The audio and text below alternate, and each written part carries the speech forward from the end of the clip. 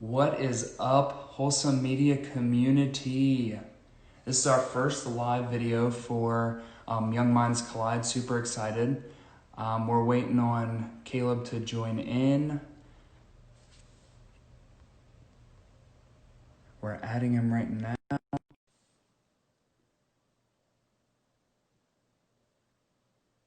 Let's see, connecting. There he is. What's up, brother? How you doing? I'm good, man. Can you hear me okay? See me okay? Yeah, I can hear you good, and I can see you great. Awesome. How's it going? It's good. It's good, man. I'm excited. I'm excited for this. Sweet, me too. This is the first one. We just came back from a photo shoot, so it's kind of like crazy. We had to like rush home and stuff. Um, anyway, so let's just start this by everybody. This is the first series, the first little video we're doing. Young Minds Collide with Wholesome Media. We're collaborating with young individuals that are marketing oriented or that have knowledge with marketing or social media. And we wanted to just grab a bunch of people that we know and that just kind of talk with them, discuss things with them, and just see how things go. So Caleb, I'm going to let you introduce yourself a little bit. Tell us a little bit about what you do, and then we'll kind of start the conversation from there. Sure. Awesome. So my name is Caleb Pearson. I'm on staff with Fellowship Bible Church in Winchester, Virginia, and I'm a director of student ministries. But along with that, I've had a hand in doing a lot of reaching out into the community, working with our social media pages in an effort to kind of reach our congregation and community. And so what that has looked like for me is a lot of podcasting stuff I've kind of taken on and loved, as well as just kind of being a part of the conversation of the church and kind of the church life, outside of those traditional worship services. So that's been going on. I started in an internship and then was part-time and now full-time. So I'm primarily working with 7th through 12th graders, but ministry is very easy to just, dive further in and get more involved. So that's kind of what I've been up to as of late. And it was funny, when I was talking with you and found out I was going first, I was like, Jeremy, there's nowhere to go but up from here. Yeah, you got that right. with me going first. So anyway, yeah, happy to be here. Well, we're super excited to have you. And, like I said, we're just trying to collect different minds, different types of industries too. I mean, we've got some awesome people coming up. We're super excited to start off with Caleb. But we're going to be discussing kind of like marketing before COVID and then after COVID. So, Caleb, tell us a little bit about what your steps were as soon as this virus and stuff and the pandemic started. What do you think your guys' steps were to start thinking of how are we going to do this, Sure. with marketing and relaying that message? Yeah. And so to start with that, I mean, I would imagine there are a few people that are like, really, we have a director of student ministry, somebody who works at a church to talk about marketing. What does that mean? What actually is the product to be marketed? Right. And so Mark 12 verses 30 and 31 give the church kind of a biblical mandate. And it says to love the Lord your God with all your heart, mind, soul, and strength. And then Jesus follows by saying, love your neighbor as yourself. So to love God and love others requires that outreach, requires that marketing, so to speak, to connect those people. Yeah. And so unfortunately, social media and interacting in a digital age is something that churches specifically as businesses have often struggled with. Some of them are too scared to get into that realm, but it's how people communicate, Jeremy. We've talked about that. And so how do we do that? And so I have had to tackle that. Again, we'll get to COVID here in a second, twofold. One is, within my job description, how do I reach the lives of these young students, 7th through 12th grade? But then also, how do I invest in the congregation and run these podcasts and do all that stuff? So, which is awesome, by the way. I got to interrupt you. Yeah, podcast. No. You are the man with podcasting, man. You are please. Good. Please. Podcasting is so much fun, dude. And so, former director of communications at FBC, super good friend of mine, he kind of helped me launch that stuff. And so what we did before COVID, the church was already working on its website, updating that website, that's kind of been around since the early 2000s, to make it bigger, make it flashy, make it clean cut and almost minimalistic to navigate. How quick the mind, wanders and how fast people need their stuff. So what we've done is we've had a .org and a .life website, and these websites are kind of tied together. And what that has allowed people to do is, if you're, let's say you're church shopping or you're new to the area and you want to get plugged in, you'll probably Google and come across the .org website. It's almost an introductory to the church and what it's about. Okay. Whereas serving and volunteering or getting plugged into specific ministries, it'll take you to a .life URL.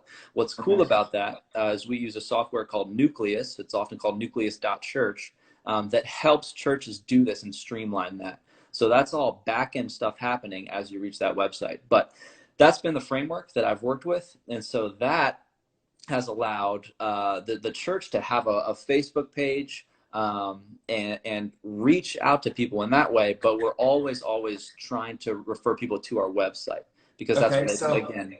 I've got a question for you. Sure. So with the website, it's basically kind of twofold, right? It's you can either go this way with it or this way, right? But it's all in the same, what is that, like domain, if that's what we Absolutely. want to call it. So, Absolutely. Yep. so, It's okay, and go ahead. if you're getting it plugged in enough, you're actually flipping from .org to .life web pages, but it doesn't feel like you are or seem like you are, if that kind of makes sense. Yeah, yeah, yeah. Because the software, the UI, is designed for you to just find what you need. So for Okay. example, we have the students page, right? fbcva.life/students. They can go right to that and find everything we need. So that's a website that I'm responsible for helping manage, helping make sure, everything is there, from our calendars, our forms, all that Okay. information. And so that's been the framework to use. Specifically in youth ministry, we also have an Instagram page, because again, reaching out to 7th through 12th graders is going to Right. require meeting them where they're at. And Yeah. so that Instagram page is one way we do that. But you had mentioned COVID. And Yep. so obviously that changed things, because we went exclusively to online stuff for so long. Hmm. So I Well, sat hang on. down I with, got a quick question. yeah, Sorry. And is it okay if I like interrupt you throughout dude, this? Is that cool? it's your company, Okay, man. Do sweet. whatever you want. So one of my questions is before COVID started, did you see like your particular page with like the student ministries and like your Instagram page, did you see those being used by, your intended audience relatively well? Yeah, and because it's where you get all your sort of nitty gritty information about forms and procedures. It's heavily used by volunteers or by Okay. parents who are, have their third or fourth kid coming through the youth group and the church. Okay. And so it's much more of a spot we can point people toward, because again, the goal of a church community is also that word of mouth, Right. that camaraderie, that outreach into your community. Still the majority of the time people are coming to fellowship not because they found a website, but because they heard about it from somebody else. But Right. that website, again, I don't know if you can picture that, cliche bulletin you get from any church you visit. We have that, and we have it in digital form, right? We have a Right. website that, here's where you can find everything you need, and it sort of streamlines the route to get to all that information. So that's what it was like. But again, ever since quarantine hit, there's been a huge uptick in that, and it's almost been exclusively doing that. And so an example of some of the things we looked for and shot for, so to speak. My boss, Dennis, and we said, let's start just pushing content. Let's reach our students. We're not going to be able to see them and Okay. teach, in person for a while. So we You launched. said, yeah, go ahead. You said push content. So kind of what was your thought process there? So what are Right. your channels that you started analyzing? I want to kind of get into there if we can. Yeah, absolutely. And so Dive in, into in that. my vocation, my ministry vocation specifically, you basically have a Sunday school you need to account for, and then a large group night you need to account for, or a small group night. So we need to find a way to still connect with our student body while not being with them in person, which again is hard by nature based on the job. But what we Yeah. decided to do is live videos that went up on Facebook, Instagram, and YouTube at the same time. Okay. So there we have pictures of me and Dennis in his office with multiple screens going. We're all live streaming to all three of these things at one time. We would do Wow. something every day called Corona Clarity, and it was just a devotional. So it I was a like that. 5 to 10 minute thing of like, hey, here's a thought for your day. We Mhm. start to realize, okay, all these parents are in with their kids each and every day. It's going to get exhausting. It's going to get tiring. Yeah, How yeah, can we, yeah. as the church, serve the family without actually being with them? So Another thing, yeah, go ahead. go ahead. No, I don't want to interrupt you. You go You're ahead. good. So Corona Clarity was one thing. You're going to see a Was that picture. branded massively? Or was Vo- that like a hashtag? How'd you guys do that? That was not branded massively across the church per se. It very much stayed Okay. within the student realm, and it was Okay. just what we called the live stream. And so it got to Gotcha. the point where the lingo amongst the students and their families was, okay, Corona Clarity is going live at 10 a.m. today. Oh, And okay. if you I miss see. it, we post it up later. Okay. Additionally, Pastor Dennis started doing something called Bible Bites, where we would do not live, but more in-depth Bible study, and then upload that straight to YouTube, Okay. and then share that YouTube video out to all the social medias, again, so the kids could see it. Okay. And that was more longer form Bible study, trying to find, how can we dive into the Word? How can we grow in our faith during this time? Because we obviously can't see each other together. Right. Right. So those two things kept us fairly busy, for those first 8 to 9 weeks of quarantine, and pushing out that content regularly. We tried to live stream some Sunday school stuff, but the church as a whole was now working out a weekend worship service where everybody could live stream that together. And so the church was very clear, like, we didn't all want to start cannibalizing each other's ministries, right? If all these different ministries are going live at the same time, the church is becoming divided in that sense. Right. So the church. Hey, we got a question. Yeah.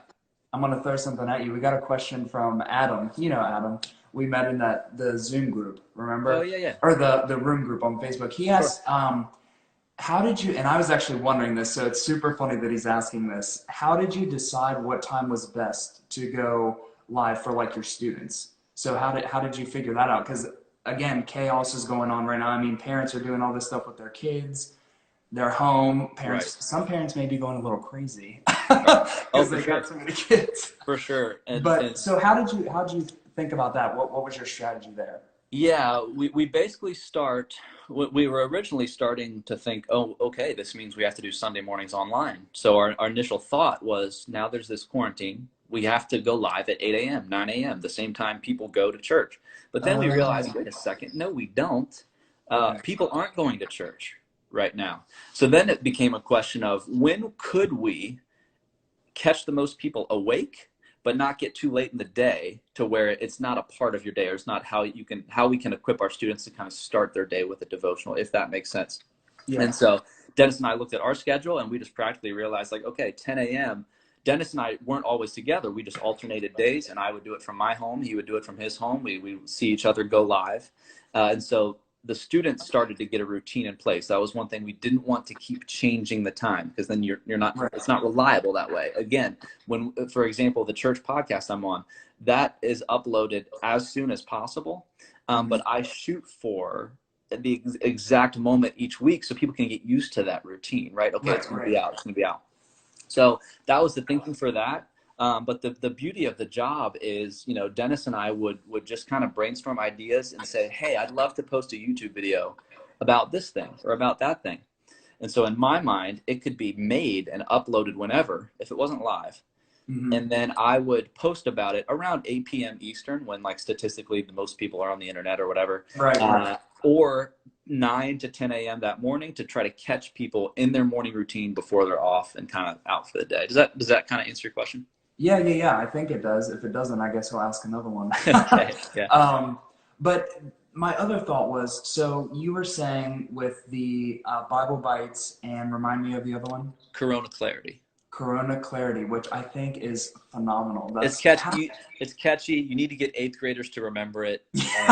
It flows. I like that. So did you have that? I think maybe I recall you saying this. I don't know. But did you have that every day at 8 in the morning? Is that what you said or something? When did you post those? Yeah. So the morning devotional Corona Clarity was Monday through Friday at 10 a.m. Okay. And then Bible Bites was kind of a once a week thing. Okay. And it was more of a to-do. It was using editing software, 20 to 30 minutes. We needed to use a computer and kind of read through scripture online. And so his voiceover is of him mousing and underlining scripture. So that one, we were less worried about it being live and just being periodic throughout the month.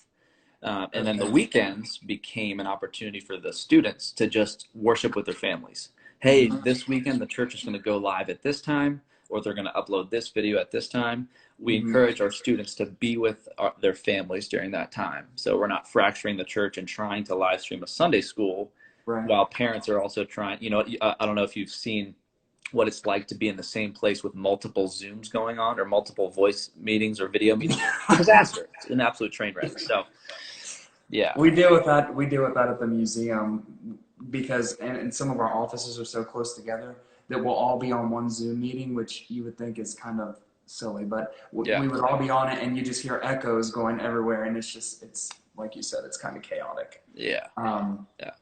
so with with creating the content, you're pushing it out on Facebook. You're pushing it out. Are you pushing it out through emailing to the families and stuff as well, or Yeah. So we have what? Do you have an email strategy, or is that kind of what yeah, we it have a falls at? student email list, and then there's a church-wide email list. Okay. And that was recently restructured with the website as well. And just so everyone's clear, like there's a whole communications team that serves at the church. I've Yeah. just been involved because A, I love it, and B, I'm able to kind of help, with the technology side of things and the younger students. But people can subscribe to certain elements of the church and get notifications of it. So let's say you want to get plugged into church, you're going to find yourself on the websites, and you'll get to say, okay, I'd like to get an email about kids ministry, about men of fellowship, or about women of the word, or something like Mhm. that. Mhm. I'm not so interested in the worship announcements or any of this other stuff. You kind of select, you're opting in for Mhm. certain emails so that you're not getting church emails that aren't pertinent to what you'd like to see. Right. Right. And so along those lines, we would send out an email just saying, hey, by the way, here is this, here is that. Yeah. But again, because we were using Instagram and Facebook, and for 7th and 12th graders and their families, that basically meant we're posting to Facebook to get their parents' attention, and we're posting to Instagram to get the Yeah. Yeah. students' Yeah. attention. So it's funny because we really didn't need the emails. These kids Okay. are seeing it right when it pops up. And if the Okay. parents have any questions, it's all kind of naturally happening on Facebook as well. So yes, the emails go out, but the church has done a good job lately of diving into these social medias to be a presence on them. And so Okay, that's so been, I'm gonna assume you saw an uptick of your social media outlets, I guess, oh yeah, when you guys looked at your data and stuff, that you would see the increase in users sure. and followers, or I mean, you saw the engagement and stuff increase as well, or was it kind of the same pre? Engagement Okay. increased because there have been Facebook groups, like there's a fellowship fam, there's an FBC Facebook group that people can get plugged into, but then we had a students page as well. And so Right. that's again primarily parents saying, okay, sweet, here's where I can get all the info from the announcements we post. Mm-hmm. And it's often quicker. You can obviously interact with other people, all the Facebook perks are there. But I think I saw 100 new ads to the students' Facebook page that first week of quarantine, of Oh lockdown. wow. Because if anybody wasn't plugged into it yet, they realized very quickly, oh, wow, okay, this is how we're going to be able to see what's going on. Okay. And so that became a hub, so to speak, of how to communicate with everybody. So you saw that the pandemic was coming, and you knew kind of along the lines, and you were like, okay, maybe we need to start, because I think the podcast was before too, right? I Yeah, think you yeah, started that.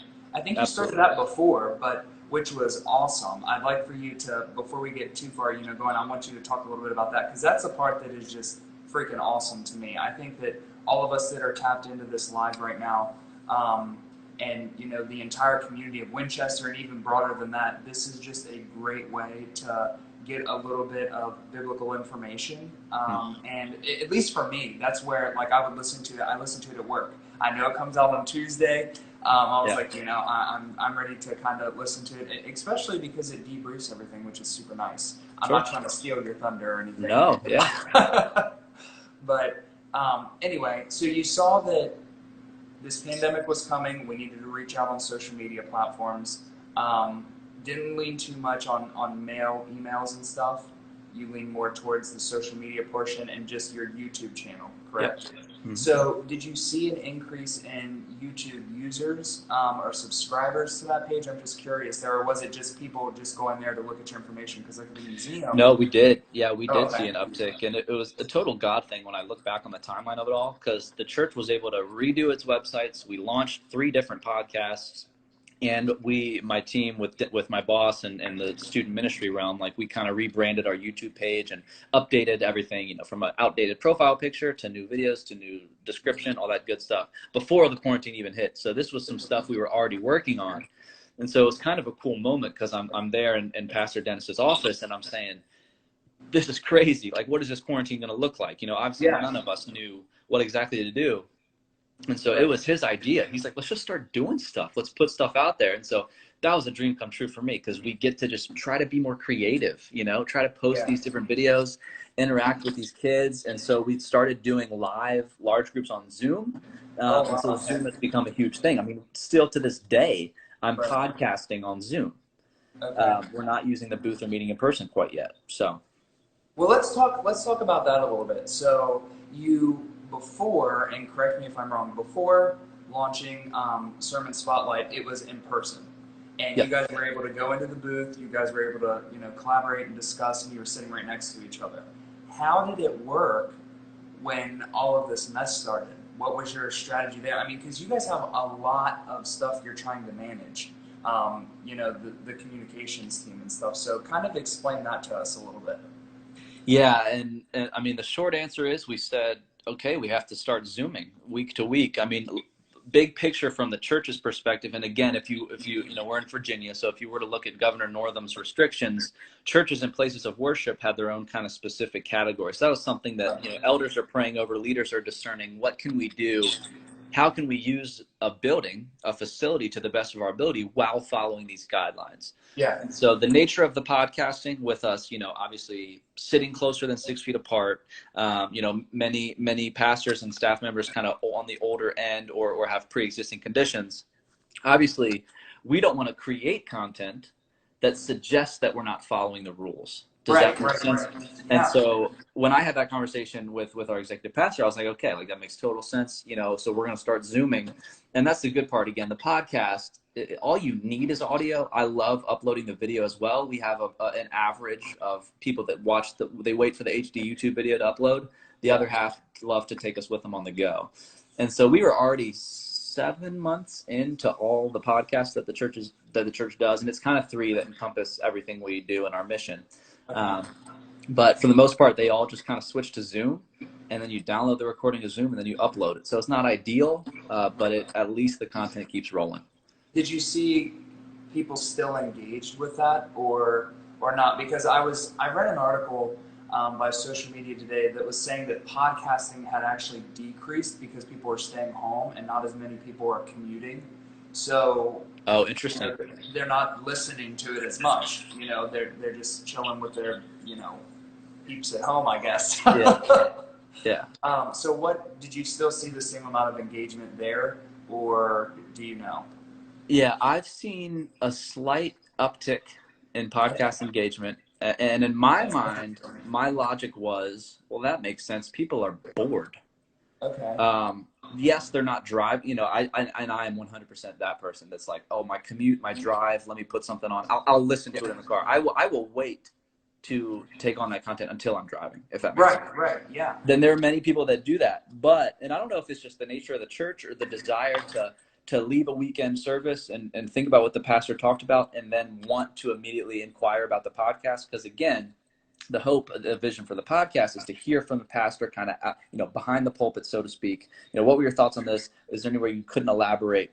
You're trying to turn a 42-minute sermon into more of a conversation about application, about community. And so the people that are on board with that, they pretty much come back week after week and listen to it. And so I would say views increased, but general interaction about the podcast obviously decreased. I mean, let's just say I haven't gotten a lot of in-person feedback in like 3 months because you're not seeing these people, right? Yeah. And so, and that's a little bit heartbreaking, a little bit gut-wrenching at times because I'm having to Zoom with all these pastors that I love, and I'm not even really seeing them. I'm just screaming with them. But at least they're still able to be heard, and at least the content must keep rolling. So that's been the philosophy, and it's been cool to see everybody, including the congregation, rally behind it. Yeah, I'm seeing, Abby's Grammy, for instance. I'm gonna mention her real quick. She's on Facebook and stuff, but she's not normally one to go and listen to the podcast or one to go and watch the video or whatever it is. But she was like, I'm actually starting to go on and like look at this stuff and listen to it, and I'm like, yeah, Grammy, that's what it's there for. Yeah. So anyway, let's kind of switch to how you're starting to roll this out, since kind of the things are, our phases are starting to be implemented and we're starting to able to, congregate a little bit. Kind of explain that process to us that you guys took with kind of rolling things out that way. Yeah, and so as far as the podcast, it hasn't changed much. Okay. I've almost developed a new normal with planning with pastors. Here's going to be the Zoom. Here's going to be this. The creative arts team and the communication. I mean, a fairly big church that I'm a part of, and so that the podcast booth is different. It's looking Right. different right now. It's looking vacant. It's looking dusty. I shed a tear every time I walk up there and look at it because I'm like, this room hasn't been used in 3 months. Yeah. So there will come a time when we, put it all back together. Right. But until then, we want to focus on just getting the content out and then work on nailing down the normal routine and the aesthetic, so to speak, a little bit later. But as far as my specific role in student ministry, I mean, we have started in-person meetings again outside the church. That's eliminated a lot of the procedures for indoors. And gives, again, parents and kids the freedom to choose whether or not they want to come to large group, and we encourage social distancing and do everything we need to do, but trying to pursue that fellowship, that community again. We realize very quickly this is not going to be a slow process. Right. It's going to be a gradual one, and the church of all places needs to be careful of that and needs to not create a culture where anybody feels like they're putting themselves in danger or they're not handling it the right way. Romans 13 talks very clearly about how churches need to respect government and local authority. Right. The Bible is not an excuse to say, forget what you think, I'm a Christian. Not at all. Yeah. How do we engage the world that way? And so we have to handle that. And so we prayerfully do it. But Jeremy, I'll be honest, sometimes it feels like it's an hour at a time. Most of the time, it's kind of a week at a time. We see, okay, where are we this Sunday? What's the week ahead? What can we do? Mm-hmm. And things are looking up, but obviously we're not there yet. So. Yeah. Adam just said, great talk, got to bounce, but can't wait to hear the end of this. So cool. Adam, Thanks for joining us, Adam. Yeah, what did you say? I said, Adam, you're the man. Yeah.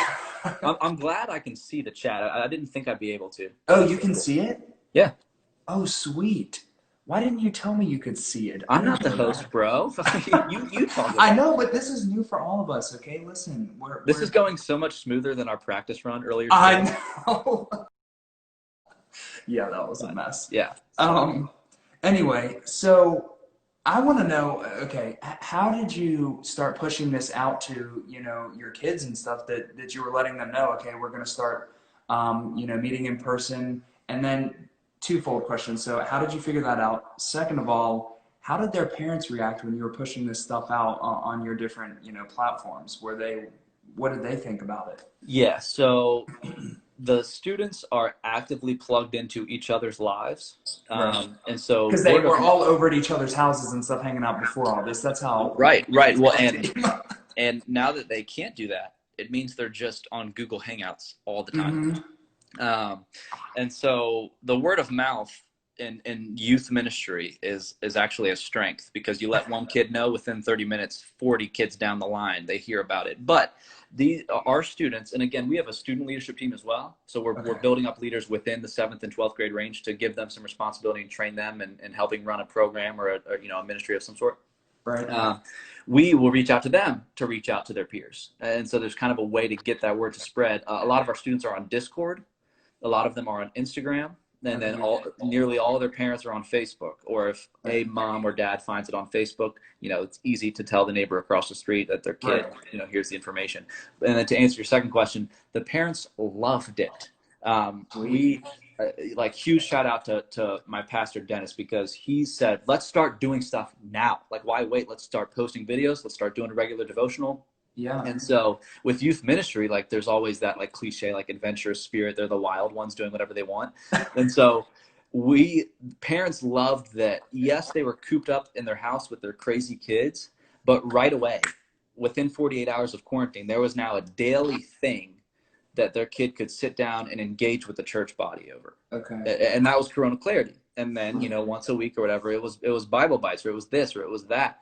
And so we got a lot of good feedback from parents just saying, thank you for still being willing to be in my kid's life and then meet them where they're at. And so, and I'll be very clear. And I, to this day, still just post tips and tricks for parents and how to engage with their kids and technology, on the Facebook page. Yeah. They will already be on these screens. So if there's an opportunity for us as the church to meet them there, how huge is that?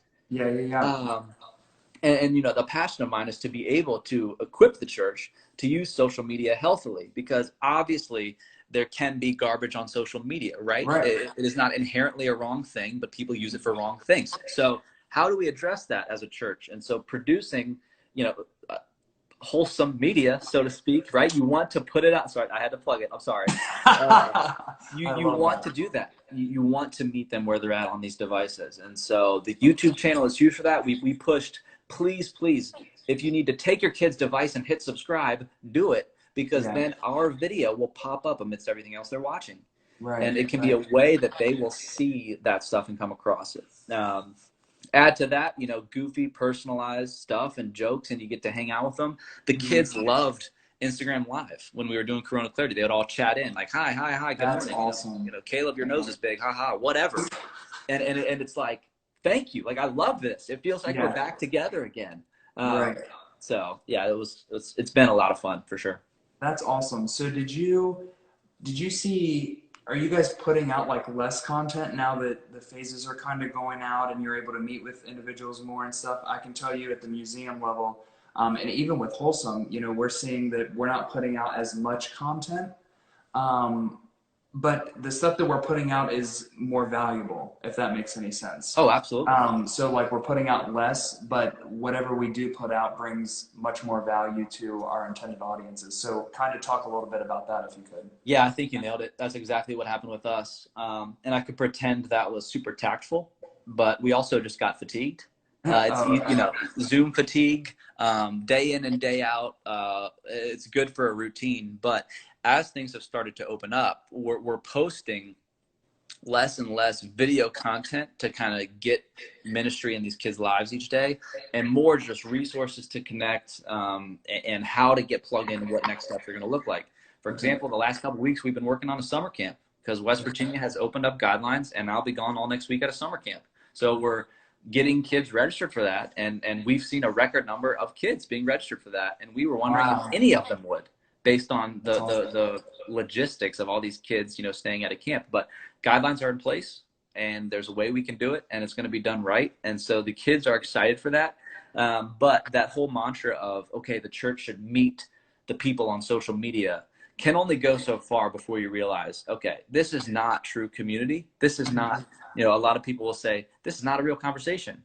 Yes, it's a way to express information, but social media is not relational media. It's informational media. Yeah. And I think people need to know that. And so it's good for the church to get content out there, but again, you want to promote those long-lasting relationships and just preaching biblical truth and helping people in a increasingly frustrating and broken world to Hmm. realize there's a God that is in control, and we have an Right. opportunity to share that news, and show that we are not rooted in this stuff. We are in this world, but not of it. So that's kind of the hope for everything we do.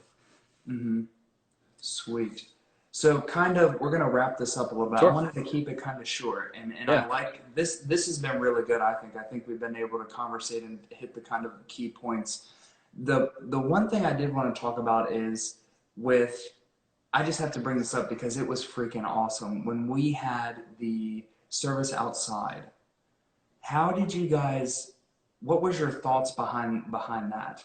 Sure. Like promoting that, was it like, oh man, should we really do this? Is this because of the guidelines? Do we really want to push it out, or do we just want to keep it in house? And then if word of mouth spreads, word of mouth spreads. Do we want to publicize it? What was your guys' thoughts there? Yeah. If So you can speak on it. yeah, and I can speak a little bit on it. I'll be honest, there are many other people at church that are more equipped to speak on that and that could talk. They're the Okay. ones that actually decided that. Okay. But again, it's larger scale, but the same concept we had to tackle with student ministry. What can we do based on the guidelines, and what should we do to Okay. accompany everybody and make everybody feel served and give people the opportunity to serve as well? And Mhm. so as the elders and teaching pastors started to realize, like, the irony is, and I've told this story before, FBC in Winchester's coming up on their 40th anniversary. And so we Wow. were already planning a huge outdoor service. And Okay. then when things hit, we still ended up having an outdoor service on that exact day. But Wow. obviously it kind of changed based on the virus and all the struggles there. But it was still it's hard to use the word cool, but it was kind of cool in a way to say, okay, like we're still here. We're still able to meet. And so the logistics behind it were very simple. If the weather's nice, we're going to go outside. We have a huge property, huge hill, huge field. Social distancing, not an issue. You can have 60 feet apart if you want. You can go set up camp, a picnic blanket, whatever you want to do.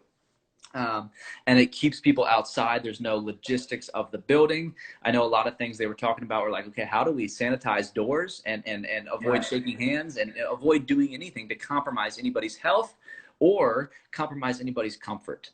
How can a first-time church guest not feel uncomfortable in a time where people are uncomfortable stepping outside of their own door? So the outdoor services were huge for that. And they take it week to week still on like, okay, what's the weather going to look like? What can we do? They also just have a plan in place for half capacity and getting people in, getting people out, more time between church services, and a lot of staff that are cleaning, wearing masks, doing what they need to do to make sure people are comfortable and safe. So that's been awesome. Yeah, you guys still push that out though. I mean, on your different platforms and whatnot, you let people know this is what we're doing, and stuff like that. So and why we're doing it. And that's something I love about this church. I love how upfront they are with here's why we're doing what we're doing, and here's how intentional we are about it. I mean, there was new infrastructure put in place for reserving seats, not specifically in a service, but for a service time. So the church wouldn't be overwhelmed one service and realize they can't keep people 6 feet apart. So there's a lot of intentional thought in place to make sure we honor those requests. And I'm honored, and it's been a blessing to be a part of that because the church has handled itself, pretty well. That's super awesome. Yeah. Well, hey, we're at 7:38. We're gonna start closing this sucker up. Awesome. Sorry, I'm not in like such a cool little nook. You're in this like illuminated, like philosophical nook. I just have a white wall behind me. Yeah, this is our little reading area. This is where we chill out and discuss things. Get into the word a little bit sometimes here. Yeah, absolutely. Hey, Caleb, we just want to thank you so much for going first. Wow. Happy to be the guinea pig. Applause for that. Happy to be the guinea pig. And everything seemed to work, which was good. Good. And second, just for, collaborating with us on this. And is there anything you want to say? Anything to kind of wrap it up? No, I just want to say I'm super proud of you. It's been so awesome to see your and Abby's passion behind this and to see it finally get off its feet, amidst these crazy times. It's so cool to see. I'm excited to be a part of it. And I look forward to the weeks to come where I get to hear from all those other awesome people I got to talk to last week. So yeah. So everybody that was on here, or we only have one on here right now, which is totally cool. Wednesday at 7, we're going to have Brittany pop on. Super awesome. Again, young professional. Super excited to have her on here, kind of chat a little bit about her business and stuff. But again, Caleb, thank you so much. Everybody have an awesome evening, and we'll catch you later, Caleb. Awesome. Thank you, Jeremy. We'll see you later, man. See ya.